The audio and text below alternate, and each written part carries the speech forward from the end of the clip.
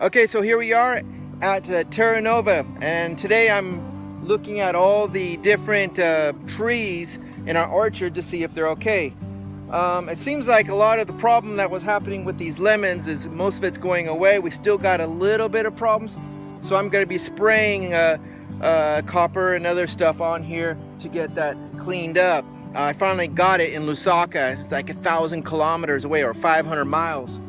But anyways, you can see over here where our guavas are doing really well. And our guavas, we have two big lines of guavas here. And then we also have the oranges, lemons, tangerines, some local fruits called soursops. They're all doing really well. And see, it's raining almost like every day or every other day. I even got some coffee trees here.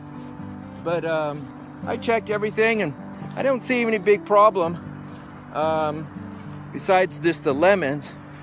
But you can see these trees are doing really well and the ground is fertile. The villagers have kept the grass cut down, so I'm really happy about that. You can see the nice dark leaves over here for the I think those are tangerines. So it seems like the orchard is doing well, so I'm going to check on everything else. Okay, so we are now looking at the harbor of where we put our boats and different things. You can see my boat is completely underwater over there. I guess the rain just came and just filled it up.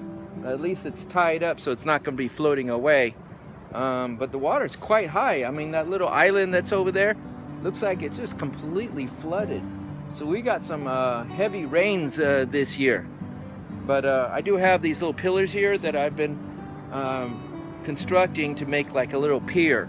So it looks like that's good. Those are holding, all solid cement and concrete.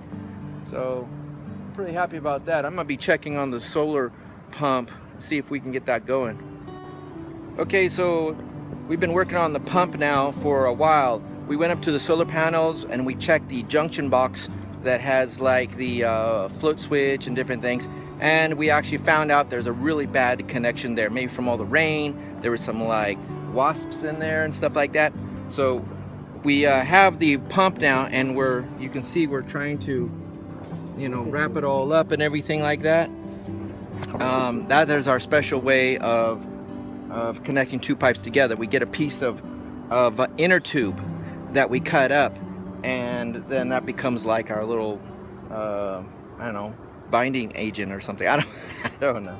So anyways, we did find out that the pump is good, which is a good thing, because this little small solar pump right here, it's a SureFlow, cost up $550, which is really expensive, but it runs on solar, 24 volts. So we did connect it, and it did make some noises, so that's good. So we're going to put it in the water, and hopefully we'll have water coming out, and we're gonna see that in a little bit. We got to put it right back into our area way over there in the river, and we have to tie it up so it doesn't float away. So. Okay, so as we wait for the water to slowly fill up all the pipes to get up here to the greenhouse, I'm checking on the greenhouse, and you can see we have all these tomatoes. This is the Dominic variety. You know, I used it once before. It's like the Netta variety, which is really good. It has a real thick skin, long shelf life. But you can see it's about 3 weeks old, 2 weeks old. You know, all these seedlings. We have about 500 tomato plants in this greenhouse, so we're pretty much ready for it. And you can see we have a drip irrigation system. This drip irrigation system is really good because the water drips exactly on the plant itself. So you can see how that we have that thing like that, and it's very, very efficient if you want to save water. But of course I have a whole river, so I don't know. But the system was invented or used a lot in Israel, where you don't have a lot of water. But this is really nice, this greenhouse, because it keeps all the rain off of my tomatoes, because tomatoes, they're very susceptible to like fungus and all kinds of stuff. So this keeps all that out of here. We do have a screen on the sides here, so we do have a circulation of air, so the humidity doesn't get too high. I mean, this is the rainy season. It rains every single day. But anyways, this is a really good thing, and I'm really happy that we fixed the irrigation system. I'm trying to fundraise to get another one of these greenhouses. This is 28 yards long and by 8, and they don't provide these anymore in Zambia. What they have is the longer one, which is about 30 meters. So you got a couple more meters or yards longer, and it's about $6,500 for this greenhouse, and it'll last you a long time. I mean, it's really good. I'm really happy. This is like the 4th or 5th year we've had this.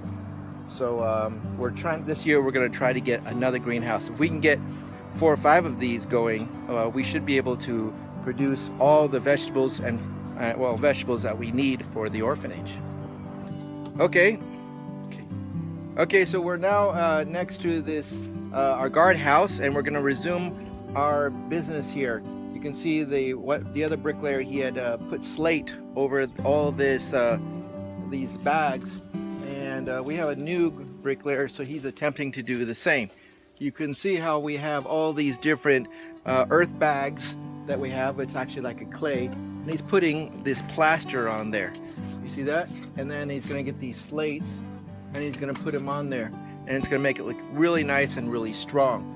And once we finish the outside, then we're going to start working on the inside. And this is going to be a really nice guard house for the entrance to our farm and Terra Nova, our new orphanage that we're slowly building up. So anyways, this was Terra Nova.